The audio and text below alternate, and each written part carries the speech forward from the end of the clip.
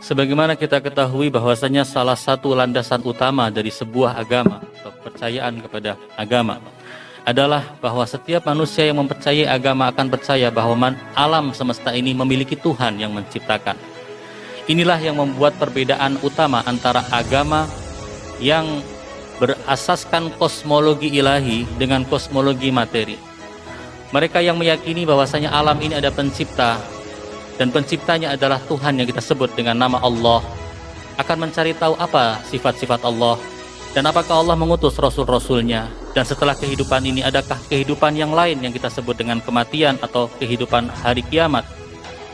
Tetapi jika dari awal orang sudah menolak adanya pencipta bagi alam, maka tidak ada alasan bagi dia untuk mencari tahu siapa yang menciptakan dan apa sifat-sifat pencipta, apa sifat-sifat para nabi yang diutusnya, dan apakah ada hari kiamat setelah kematian.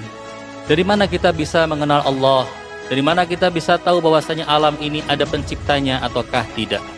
Banyak sekali jalan yang disebutkan oleh para ulama untuk menuju kepada Allah, untuk menuju kepada keyakinan bahwa alam ini ada pencipta.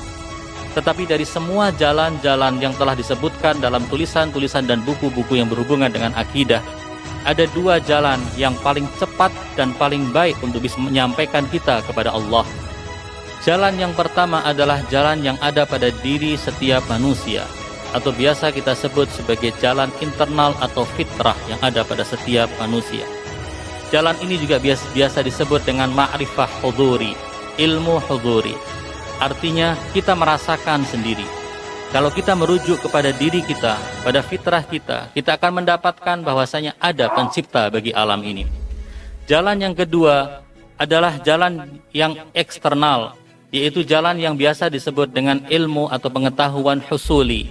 Artinya kita melihat fenomena-fenomena alam, lalu kita melihat apa yang terjadi di alam ini, memikirkan bahwasanya alam ini tidak mungkin ada kecuali ada yang menciptakan.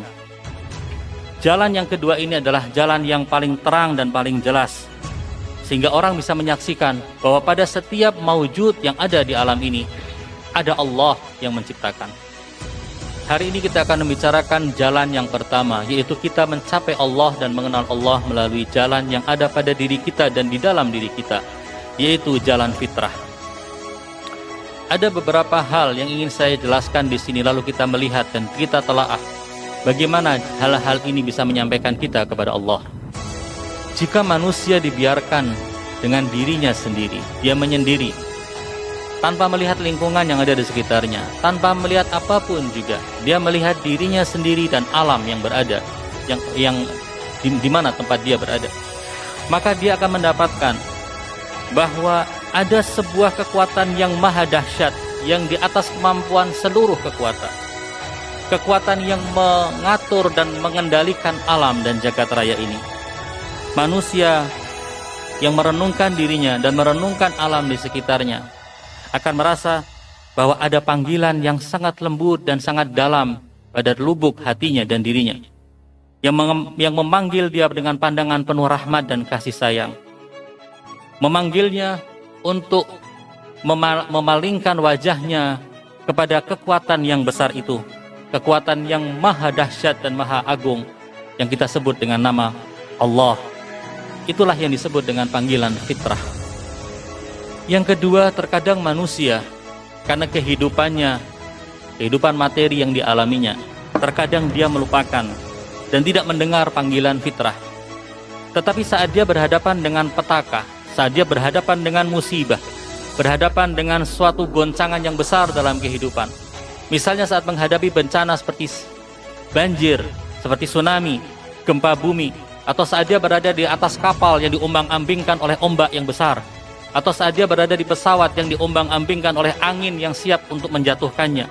Saat itu dia akan memanggil suatu kekuatan besar yang dia tahu bahwa kekuatan itulah yang bisa menyelamatkan dia. Tidak ada kekuatan yang lain. Kekuatan itulah yang bisa mengantarkan dia kepada keselamatan. Masalah yang besar akan bisa diselesaikan dengan mudah oleh kekuatan yang kita sebut dengan Allah itu. Mungkin kita pernah mendengar riwayat yang mengatakan bahwa Imam Shadiq alaihissalam pernah ditanya oleh seseorang, "Wahai Imam, bagaimana kita bisa mengetahui bahwa Tuhan itu ada?" Imam kemudian bertanya kepadanya, "Pernahkah engkau naik kapal?" Dia mengatakan, "Pernah." Pernahkah engkau saat berada di kapal itu diombang-ambingkan oleh ombak dan engkau merasa bahwa petaka sedang berada di pintu dan engkau akan tenggelam? Dia mengatakan, iya ya Imam. Lalu apakah engkau pada saat itu merasakan adanya suatu kekuatan besar yang kau yakin bisa menyelamatkan dirimu? Dia mengatakan, iya benar. Kata Imam Shadiq alaihissalam, itulah panggilan Allah subhanahu wa ta'ala. Sejarah menyebutkan kepada kita adanya orang-orang congkak yang tidak mau menyebut nama Allah dalam hidupnya. Sama sekali tidak mau untuk menyebut nama Allah.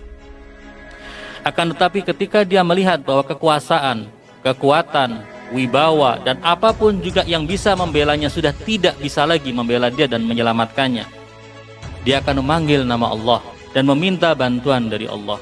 Salah satu contohnya adalah kisah Fir'aun yang kita tahu betapa congkaknya Fir'aun sampai dia mengaku Tuhan karena kekuasaan yang dimiliki, kekayaan yang ada dan wibawa yang dimilikinya. Saat dia melihat bahwa air yang seharusnya memberikan kehidupan kepadanya justru sedang mengeluarkan hukuman mati kepadanya. Saat dia hampir saja tenggelam, dia mengucapkan dengan suara yang keras, "Aku beriman kepada Tuhannya Musa." Masalah ini tidak hanya terjadi pada Fir'aun, terjadi pada semua orang. Bahkan kita saat menghadapi kesulitan dalam kehidupan, kita selalu memanggil Allah subhanahu wa ta'ala. Saat fitrah kita tidak ada lagi yang menutupinya, tidak ada yang bisa kita panggil kecuali Allah